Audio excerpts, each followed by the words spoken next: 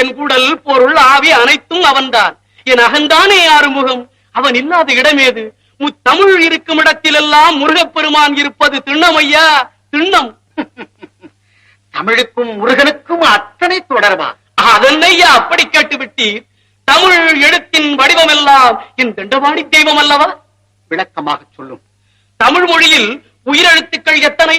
ஆ முதல் அவ்வரை 12. என் ஐயன் ஆறுமுகனுக்கும் கண்கள் 12. ஓஹோ, உயிரெழுத்தும் 12, பக்தருக்கு ஒளி கொடுக்கும் ஆறுமுகனின் கண்களும் 12. பலே. அடுத்து தமிழ் எழுத்துக்களை இனமாக பிரித்தால் 3 இனம். என்னென்ன?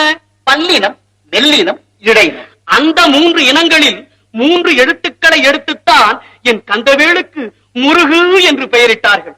முருகு என்றால் அழகு, இளமை, பெருமை, உயர்வு, முதுமையில்லாமை, இன்னும் சொல்லி